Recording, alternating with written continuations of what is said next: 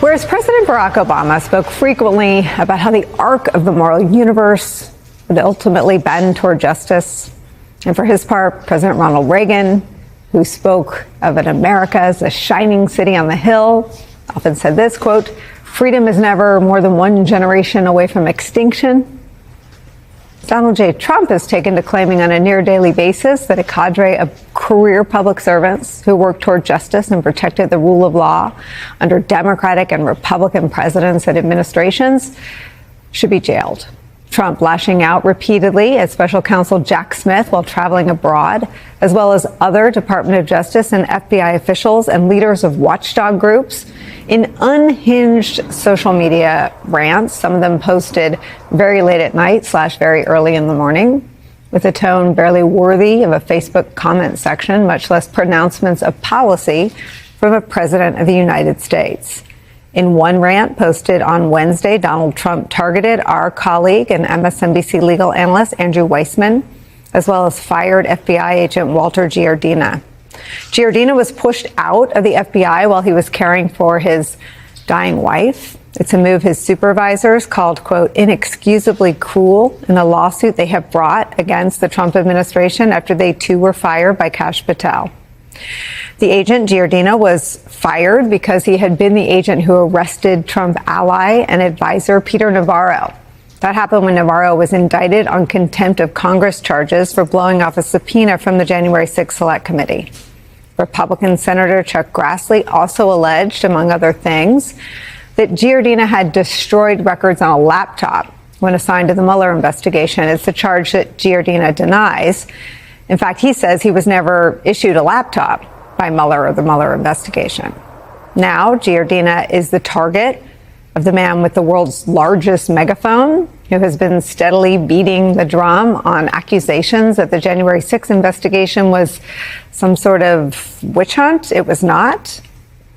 January 6th took place in full view of the public. It led to multiple criminal charges that were never tried against Donald Trump in a court of law, because after the Supreme Court's immunity ruling, there was no trial. There wasn't enough time to get to trial before he prevailed in the 2024 election.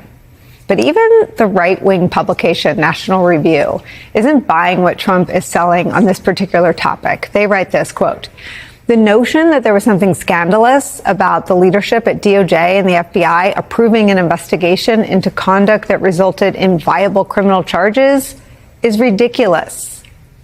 But facts be damned, Donald Trump has reoriented his government, all of it, his political movement, all of it, his allies in Congress, all of them, and the Justice Department and FBI around his desires for retribution. That campaign threatens to leave all Americans less safe, because instead of doing the things they're supposed to do to keep us safe, they're doing retribution."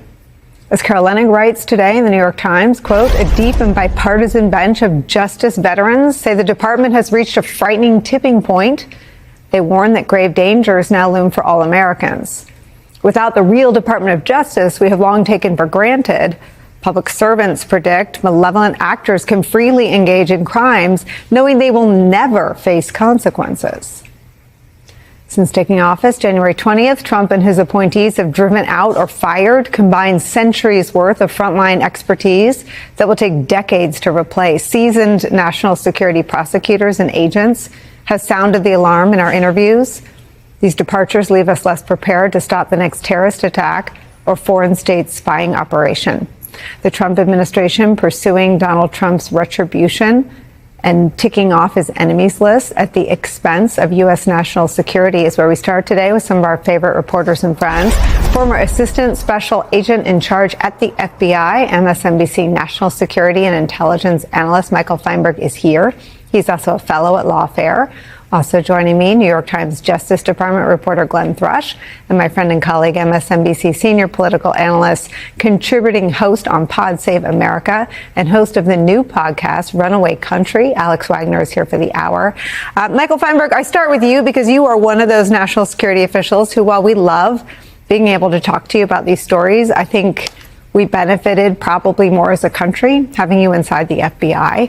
And I wonder what you make of what now is not a quirk or a bug, but a feature of Trump's presidency, a daily maligning of career FBI and Department of Justice officials? It's morally horrifying, and as a more basic matter, it is not remotely grounded in fact. There is a misconception, whether inadvertent or purposeful, that the president keeps using, where he seems to imply that FBI agents choose who to arrest and when to arrest somebody. It's important to remember that every single person associated with Trump's circle who was arrested and indicted during the first term or during the Biden term was done so by a grand jury of their peers. These are not unilateral FBI decisions. These are not DOJ decisions. These are decisions made by the citizenry of our country. So to say that it was an individual agent who brought Peter Navarro down, or that it was solely Jack Smith or Merrick Garland who had Trump indicted, is to elude the truth, which is that the defendants' own communities are the ones who decided to charge them. And what does it say to the people left inside the FBI that this campaign of retribution continues long after people are fired, long after careers that I think most of you think you'll have for as long as you're interested in public service are abruptly ended by Donald Trump, that the abuse doesn't end? And he's rolling out names from 2017 that he attacked frequently that probably aren't known to a broader general public, but are characters in some of the right-wing conspiracy theories that have festered for years. And these are people that have been out of the Bureau and out of the department for years now. Yeah, look, they're creating very powerful disincentives for people to work on politically sensitive cases. Unfortunately for our country, the politically sensitive cases are the most important ones for us to work because they're the ones that really provide guardrails and accountability for our democratic system. And I think it's worth noting here that a lot of the individuals who Trump names, yes, they worked in Democratic administrations, but they also worked under Republican leaders. You know, Andrew Weissman, Lisa Monaco, these are two people who worked at the FBI. Robert Mueller, who was as rock-ribbed a Republican as you can think of. If you think of the traditional sort of Northeastern, Southeastern conservative in American history, and you had to create an exemplar of that figure out of whole cloth, you would end up with Robert Mueller. Mm-hmm. So to say that the people who served under him were partisan warriors for the left is quite frankly ridiculous.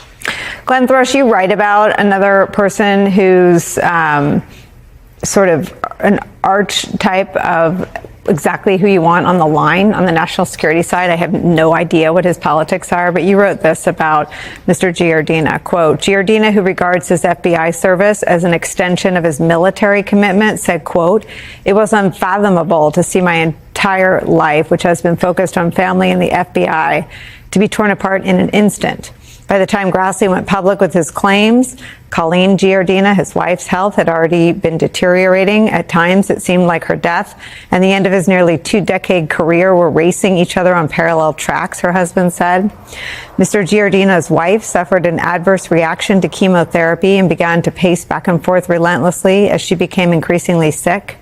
After she was admitted to the hospital, Mr. Giardina asked a nurse to reserve a conference room for an interview with the Congressional Affairs Office in hopes they would conduct a proper investigation to clear his name.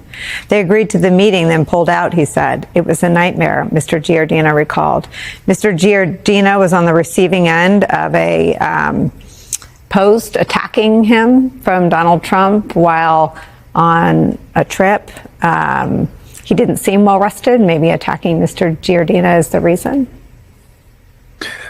Look, it's no surprise that Peter Navarro, Donald Trump's trade advisor, his sort of the architect of his tariff policy, has been telling anyone who would listen to him about all the depredations of Giardina in his case. In fact, Giardina was given a list of instructions. He is the guy who arrested Navarro, who was, by the way, convicted of a crime by a jury of his peers.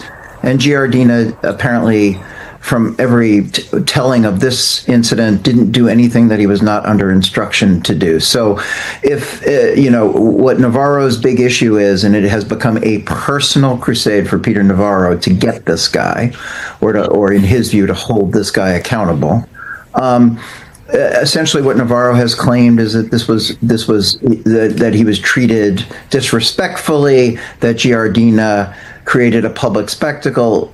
All the reporting that we've been able to ascertain in my interview with Giardina is that that wasn't necessarily the case. He was essentially following instructions. And the point that everyone has made is an accurate one. Particularly when you're talking about the FBI, the level of discretion that they have in terms of what to investigate and how to investigate it, when you get to the level of line agent, as Giardina is relatively circumscribed. In my interview with Giardina, he said to me something which will resonate. He said that he had two big decisions to make every time he went on an investigative trip. And number one was which hotel he got to stay in, and number two is where he got to have dinner.